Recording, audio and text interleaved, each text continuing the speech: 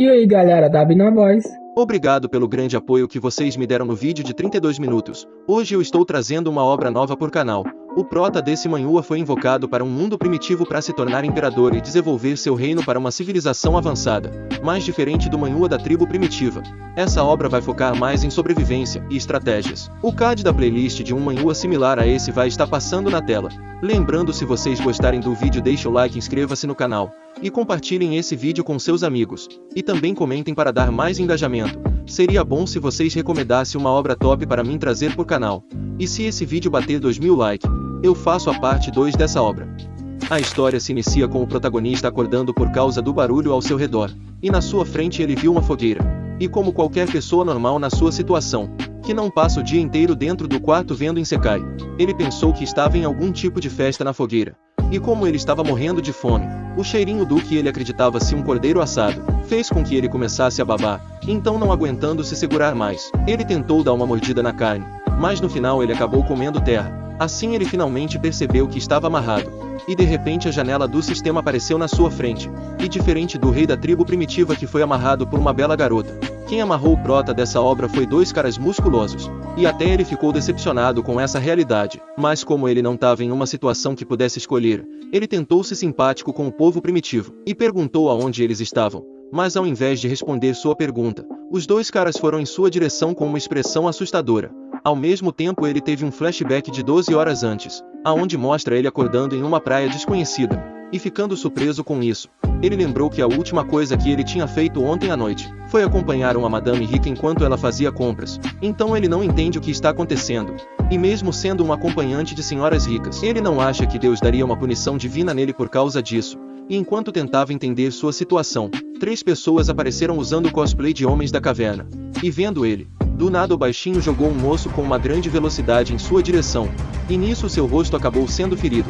Assim, ao sentir a dor do machucado, ele percebeu que isso não era algum tipo de reality show ou algo similar, então sem pensar 2 vezes, ele saiu correndo com toda a sua velocidade como sua vida dependesse disso, e como ele já foi um corredor profissional, ele fez com que os homens da caverna comessem poeira, e enquanto ficava todo confiante, do nada ele sentiu uma lança rasgando sua pele. E nesse momento ele percebeu que esses caras estavam verdadeiramente tentando matar ele. Ao mesmo tempo a janela do sistema apareceu na sua frente novamente, dizendo que a missão principal dele é sobreviver à perseguição do povo primitivo por 12 horas. E como recompensa por completar a missão, ele ganhará um ponto de atributo e um pacote de sobrevivência. Mas mesmo tentando realizar a missão, ele não conseguiu fugir nem por 5 minutos, e recebeu um golpe no pescoço e acabou desmaiando. E desse jeito termina o flashback. Por pura sorte ele não foi devorado durante esse tempo que ele passou desmaiado, assim 10 minutos depois que ele acordou. A missão de sobrevivência de 12 horas foi finalizada, e ele recebeu as recompensas. Desse jeito, ao abrir seu status ele viu que seu físico, poder e velocidade estavam com +1, enquanto prestígio e tecnologia estavam em 0, e o motivo do mais ao lado do número significava que podia ser aprimorado, e por causa da forma que o sistema funcionava, ele finalmente notou que tinha sido invocado em um Isekai.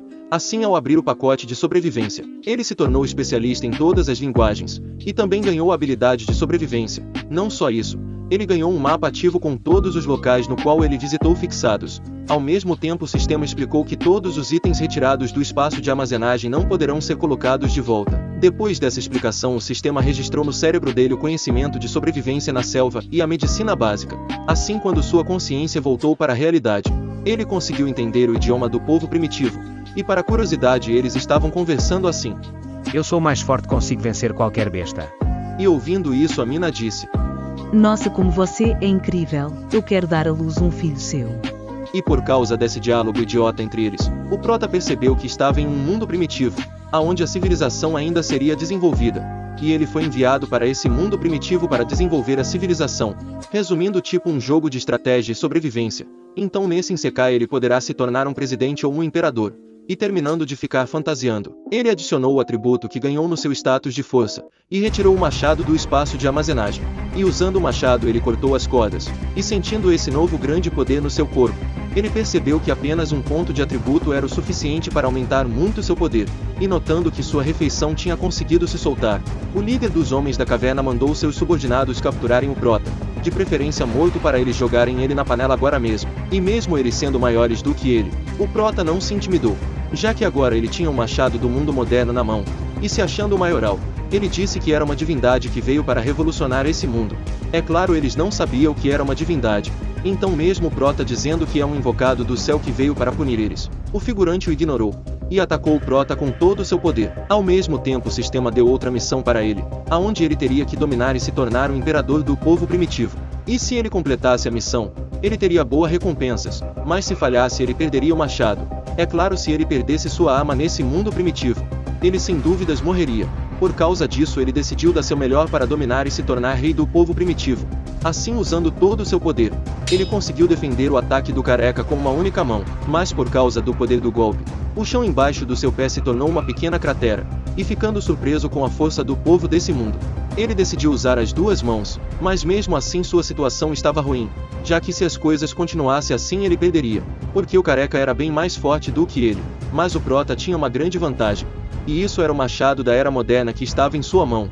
E por causa dessa grande vantagem ele conseguiu cortar a arma do cara primitivo facilmente. E vendo sua amada arma destruída, o careca ficou cheio de raiva e mandou todo o seu povo atacar o Prota junto. É claro, não tinha como o futuro imperador encarar todos eles juntos com seu nível de poder atual. Por causa disso ele fugiu sem pensar duas vezes, mas um cara primitivo conseguiu alcançar ele, e tentou cortar sua cabeça. E sentindo a presença do homem da caverna, o Prota atacou o figurante quebrando sua arma. Ao mesmo tempo ele decidiu parar de fugir, e matar o máximo deles antes de morrer, mas alguns segundos depois de decidir fazer isso, ele mudou de ideia, e tentou pensar em um plano para fazer eles ficarem apavorados com sua presença. E enquanto pensava nisso, ele notou que por algum motivo o povo primitivo estava com medo dele, e vendo eles fugindo apavorados, ele ficou extremamente confuso com essa situação. Aí apareceu uma missão paralela do sistema, dizendo para ele ajudar o povo primitivo a afugentar o feroz tigre dentes de sabre, e como recompensa ao realizar a missão, ele vai ganhar pontos de experiência e o prestígio do povo primitivo. E enquanto lia isso, ele percebeu que os homens da caverna não tinham fugido dele, e sim do tigre atrás dele.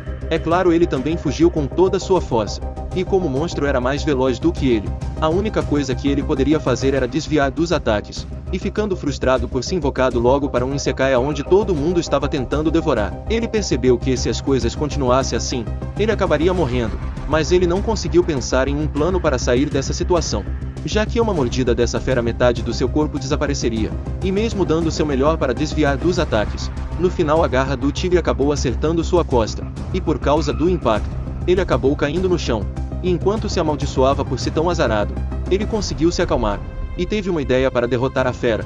Então, colocando sua ideia em prática, ele fingiu atacar a besta, e tentou deslizar por baixo dela para fugir, mas diferente dos animes, isso não deu certo, e ele decidiu nunca imitar o que acontece nos animes.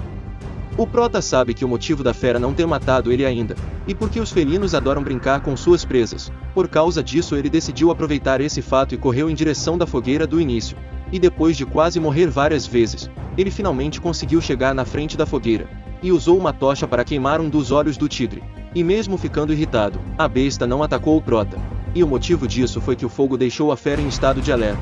E enquanto o Prota torcia para o tigre recuar, ele ouviu um som estranho, que parecia-se de um monstro muito maior indo em sua direção.